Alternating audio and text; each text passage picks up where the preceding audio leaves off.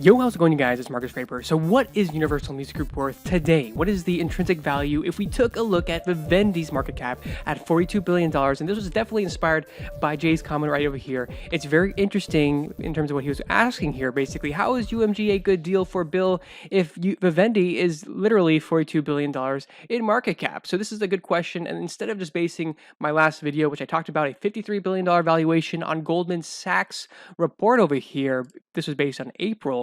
So we're going to take a look in a deep dive ourselves, break down the numbers, look at Vivendi, kind of do some math, and kind of think about what it's worth and the premium after that for basically if you were to acquire Universal Music Group from another company, what would be a fair valuation to buy it from? So let's take a look at basically Universal Music Group's portion in terms of revenue for Vivendi. So what we're going to do right now, we're look at basically Universal Music Group's revenue number that's part of Vivendi and the portion that it takes there to determine its market cap value. And in addition to that, we're also going to be looking at growth and basically at a high level to see the components of the portfolio of Vivendi and to determine what portion of growth does Universal Music Group basically control and use that to, again, factor in what we think as a rough estimate what Universal Music Group's market cap is based on Vivendi's holdings. Okay, so looking over here, we can see that Universal Music Group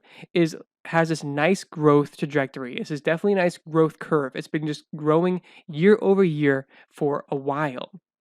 So if we look at the other components here, in terms of we have a few different components here, we can see that most of these are actually declining year over year from 2019 to 2020. This is interesting that many are declining and that UMG is increasing substantially. We have Canal Group that looks like it's increasing, but if we look back at the few other years, we see that it's actually stagnant. It's actually not moving at all. And we can accentuate that by looking at this right over here. It's just literally flat. There is no growth from this holding. So we can see that, and that's interesting. We can also see that by the revenue alone, Universal Music Group controls about half the revenue. So boom, are we going to give it $21 billion out of the $42 billion of Vivendi's market cap? Well, no, because we're going to also add a growth premium in terms of compare it to the other holdings that they hold. And like we talked about, Canal Group literally has no growth, and that's the second largest holding it has.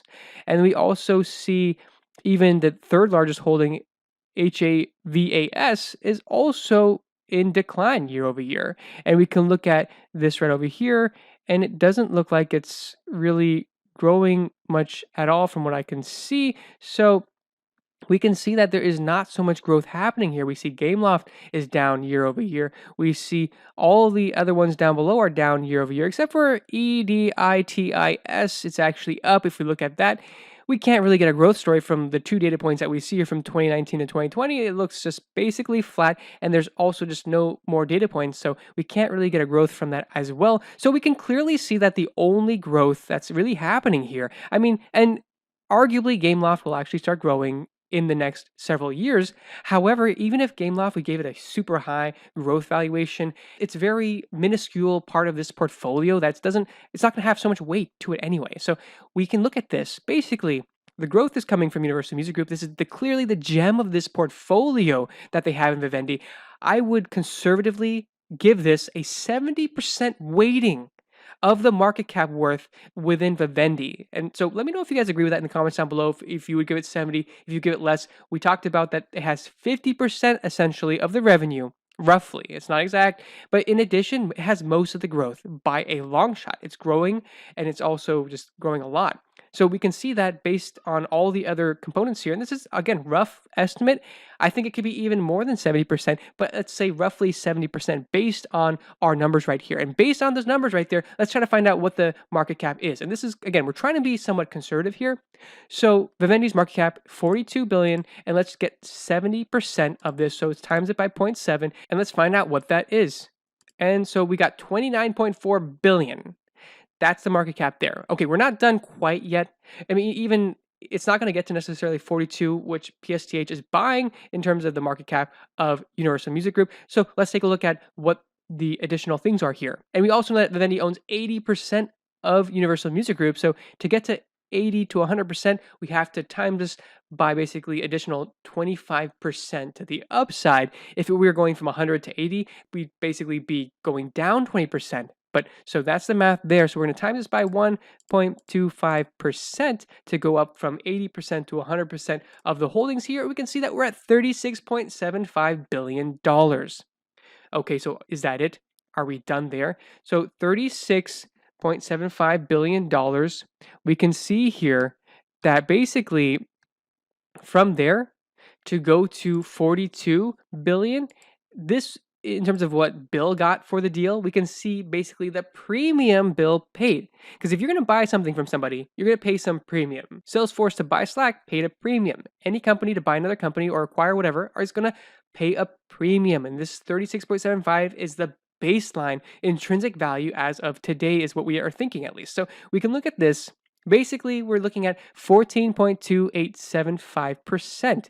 This is the basically what they're paying over to acquire these shares. Okay, interesting. So now looking at this, we go to 36.75 and we take a look at this. So 36.75 is what we think is the baseline value for Universal Music Group. This is the bottom basement. Basically, if shares ever go to this level here, we be interested potentially in buying more shares here. Absolutely, because this is an interesting level down over here. So 42 billion over here is what PSTH bought, right? So 42 billion is what PSTH is acquiring these shares for in terms of market cap. So we have $42 billion here. We have $36.7 billion over here. And there's a few things we have to think about.